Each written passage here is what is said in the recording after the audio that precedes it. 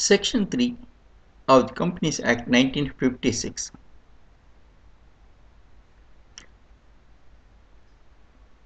We were discussing about the definition of company, existing company.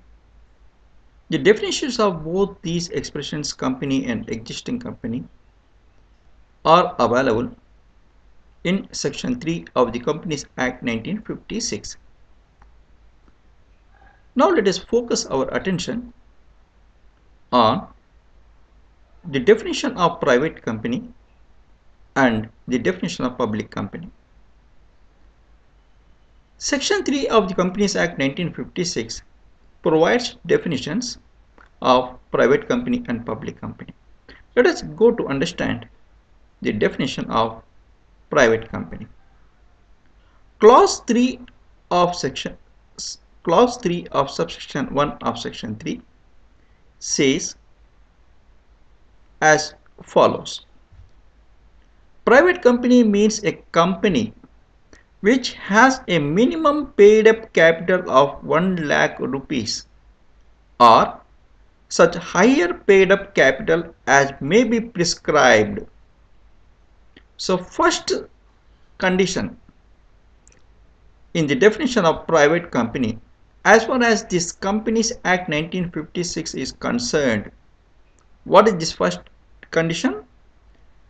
Private company means a company which has a minimum paid up capital of 1 lakh rupees or such higher paid up capital as may be prescribed.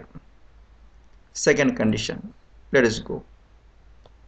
Private company means a company by its articles.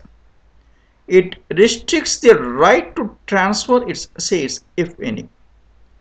So by its articles, it restricts the right to transfer its shares if any. Third point, it also limits the number of its members to 50. So private company means a private company means a company by its articles. It limits the number of its members to 50, not including. See here the expression 50, it is telling again a proviso that not including. What is not including here? Let us understand. Persons who are in the employment of the company are not included in the figure 50. There is another proviso, exclusion. Persons who, having been formerly in the employment of the company, persons who, having been formerly in the employment of the company, were members of the company while in that company employment and have continued to be members after the employment ceased. In simple words, the number 50 doesn't include the persons who, having been formerly in the employment, who were in the employment of the company, they were members and they continued to be members as long as they were as employees in the organization, and after leaving the organization they continued to be members of the organization. So all these persons are not included when we take the condition of 50. So let us again read it. Condition 3. Private company means a company by its articles limits the number of its members to 50, not including 1. Persons who are in the employment of the company. So persons who are in the employment of the company are not included, and also persons who, having been formerly in the employment of the company, were members of the company while in that company employment and have continued to be members after the employment ceased. So let us go to other point. Private company means a company by its articles prohibits any invitation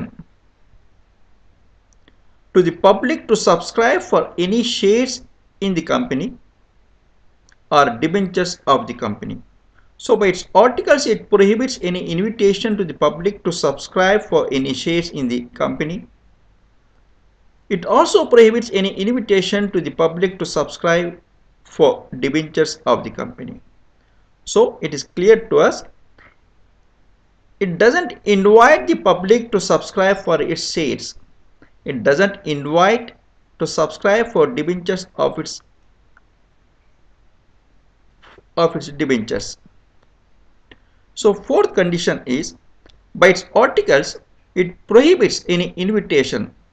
It also prohibits any acceptance of deposits from persons. From whom? From persons other than its members, directors, or their relatives. So it can accept deposits from persons like its members, directors, relatives of members, relatives of directors. So let us go to understand in the language of the Companies Act 1956 what it says about the private company. Private company means a company which has a minimum paid up capital of 1 lakh rupees or such higher paid up capital as may be prescribed. This is first condition. Second condition is, private company means a company by its articles restricts the right to transfer its shares if any. This is second condition. Let us go to third condition. Private company means a company by its articles limits the number of its members to 50. So let us read it again. Limits the number of its members to 50, not including. What is not included here? Persons who are in the employment of the company are not included. Persons who, having been formerly in the employment of the company, were members of the company while in that employment and have continued to be members after the employment ceased are also not included. So let us go to third condition. Private company means a company by its articles prohibits. It prohibits what? It prohibits any invitation to the public to subscribe for any shares of the company. It also prohibits any invitation to the public to subscribe for any debentures of the company. Let us go to fifth condition in the definition of private company. Private company means a company by its articles prohibits any invitation or acceptance of deposits from persons other than its members, directors, or their relatives. Here there is a provision. Provided that where two or more persons hold one or more shares in a company jointly, they shall for the purpose of this definition be treated as a single member. Let us refer again. Private company means company by its articles limits the number of its members to 50. So whenever we count members of the private company, and we ensure that it should not exceed 50. So here this number 50 got some exclusions like persons who are in the employment of the company. Second, persons who having been formerly in the employment of the company were members of the company while in that employment and have continued to be members after the employment ceased. So it is also telling that provided that where two or more persons hold one or more shares in a company jointly, underline the word jointly, where two or more persons hold one or more shares in a company jointly, they shall for the purposes of this definition be treated as a single member. So see how private company is defined in the Companies Act 1956. When we want to go to understand public company, the Companies Act 1956 says in simple terms, in section 3. Public company means a company which is not a private company. See, public company means a company which is not a private company. So we need to understand what is private company, if at all we want to understand what is public company. So the definition, the conditions in the definition of private company we should be aware of. So in the definition of public company, there is second point. Public company means a company which has a minimum paid up capital of 5 lakh rupees or such higher paid up capital as may be prescribed. Again read. Public company means a company which has a minimum paid up capital of 5 lakh rupees or such higher paid up capital as may be prescribed. How was it in private company? It was only 1 lakh rupees. You remember it.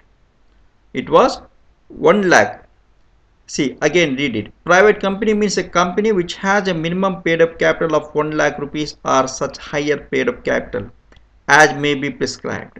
So when it comes to public company means a company which has a minimum paid up capital of 5 lakh rupees or such higher paid up capital as may be prescribed. Very simple. When it comes to private company, it is 1 lakh rupees or such higher paid up capital as may be prescribed. When we go to public company, it needs minimum 5 lakh rupees or such higher paid up capital as may be prescribed. Let us go to third point in the definition of public company as far as this Companies Act 1956 is concerned. Public company means a company which is a private company which is subsidiary of a company which is not a private company. It is a bit tricky, but slowly we all can understand it. Public company means a company which is a private company which is subsidiary of a company which is not a private company. So there are some more points in section 3. Unless the context otherwise requires, the following companies shall not be included within the scope of any of the expressions defined in clause 1 to 4 of subsection 1, and such companies shall be deemed for the purposes of this act to have been formed and registered outside India. What are these? The